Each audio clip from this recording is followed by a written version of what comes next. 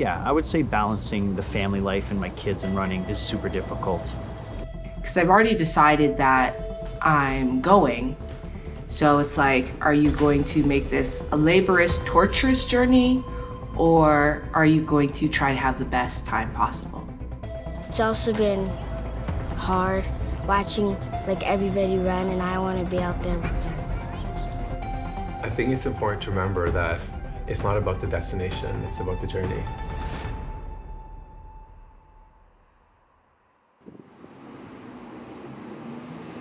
When you're young, you know you're different, but you don't know why. It's not till later that you realize that you're gay, but when you're young, you're not really gay, you're just a kid. And you know that people look at you differently, and you feel very alone. So I grew up in a very religious household. We went to church about 5 times a week. It was a church that was very anti-homosexuality. It was scary. It was scary, and all you wanted was to belong, but you didn't. It's weird because when I see these pictures, I do see a happy kid, but it doesn't really match the memory. It just goes to show how much you're trying to step out of yourself and put on this image that you are happy when really you're not. So I had a pretty successful high school running career. When I came to university, it was like running. Everything was revolved around running, which was fantastic. That was really, really good. But then I started to meet other people, and I kind of got drawn to this world where I've always wanted to be a part of. So in year 3, I decided to quit the track team, cross country team, and I just went on this exploration of what this gay world was, but in the very specific context of partying. There came a point where the partying didn't really work anymore. I was in a really dark place without even knowing that I was. It's like all those feelings that I had as a child where I didn't belong, nobody loves me, those came back, and it got to a point where I just didn't care. So then that led me to be a little reckless in my choices.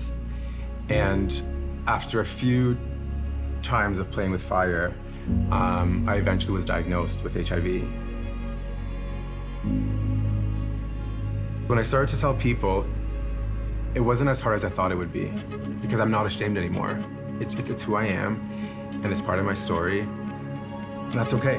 And that has been a long journey, but if I can sum it down, it was my determination, running helped me as well, and then reconnecting with my faith is really what got me out of that situation. Now I know what love is, and now I know what love should feel like. And I'm so excited to continue to explore that, because growing up I didn't really feel much love. And now I feel like I'm surrounded by love.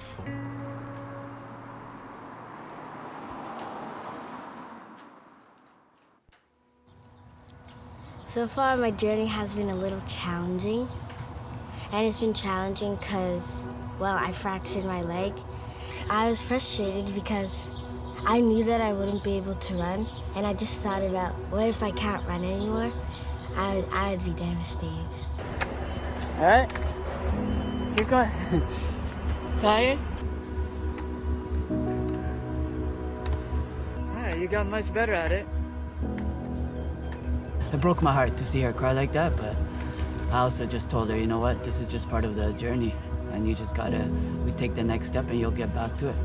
She honestly felt as though she's not gonna run again, and she really did not want to even come out and support her sisters at first. And I just told her, at the end of the day, you can still be a part of the whole journey, just you are going to be on another side of it. And slowly, when she started coming to kickback and saw how much people are supporting her, she became more motivated.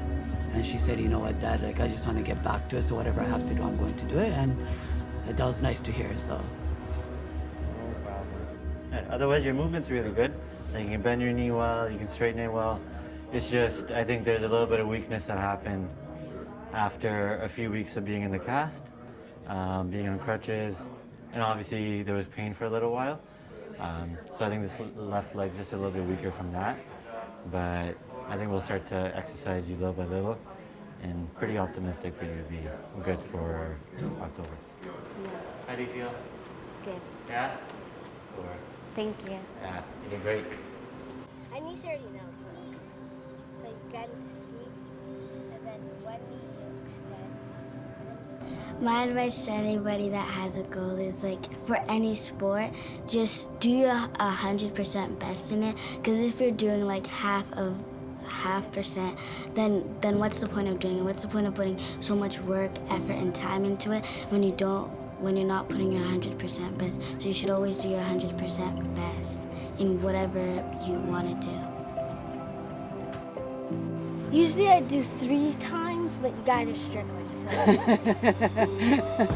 I feel stronger. I feel like I'll never give up. And even since I had a little fall, that doesn't mean I won't stop. And I'm going to do great at the marathon.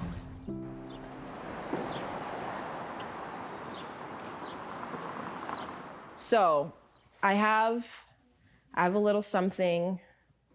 You guys may or may not know this, but when we first initially started out, a half marathon was the goal. Well, since we've begun, I've caught the spirit. The running spirit. The running spirit. I will be completing the full marathon.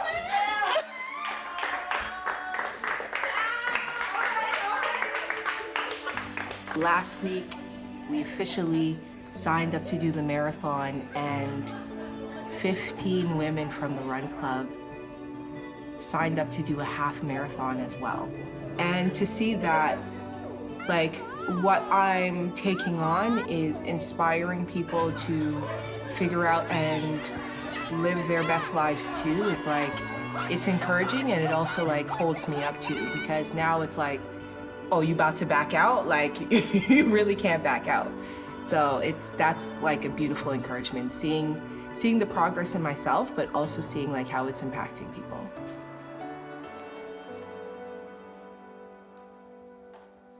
When I'm like on long runs, I think like, oh my gosh, like, how is it going to be possible for me to do longer than what I'm doing? Like, right now is so challenging. But then I remind myself, like 3 months ago, this was a really challenging number. Especially getting in the kilometers, just like chunk by chunk, helps you to realize that you can build yourself up to that. And like, it's your brain that you have to work with to get there. I feel like I see all sorts of people running, and if they can do it, I can do it. Cheryl thinks my running is good. I think she's supportive of it. However, I say that being in a family unit, 2 kids is a handful. Trying to get them ready, it's taxing. And I think that is the challenge. So once the stress comes in, that's when things fall apart. That is the balance. I'm almost a year into my new job, so I kind of think about how much flexibility I have. So he did tell me about like the future runs that will be happening that he wants to include the family in, and I think that that's wonderful. But I also kind of think, oh no, am I going to be watching the kids by myself?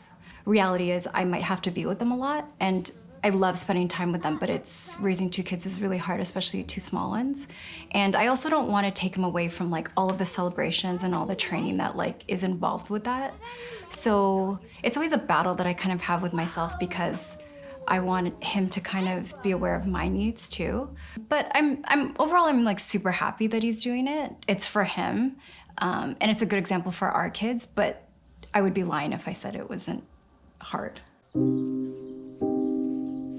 It's been really tough. It's been really tough.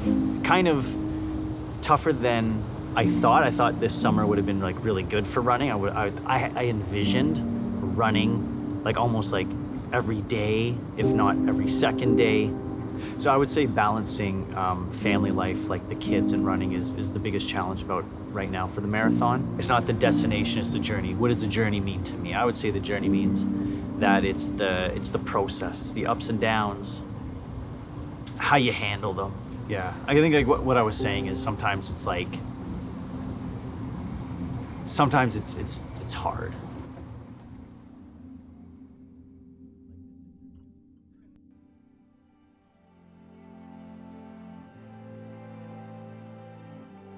Now people will start training soon for TCS Toronto Waterfront Marathon.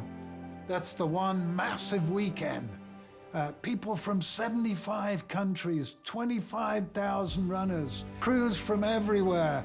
But we've got like 4 months of training for that. We're all there for the same reason, but our roads are all different. Well, I think anybody that's trying to reach that marathon has to sacrifice in some form. That destination piece is so short, but the journey is so long. We have to choose courage, we have to choose discipline over fear and doubt. And that sacrifice is going to lead us to that big moment. And when we finish that cross line, that's what we're going to remember, all the sacrifices and all the commitment that we put into it. And I think that's what's special, is how you got to the destination. I think that's the story. The destination's a celebration. We're such a diverse community, but we're all kind of together in unison, which is cool.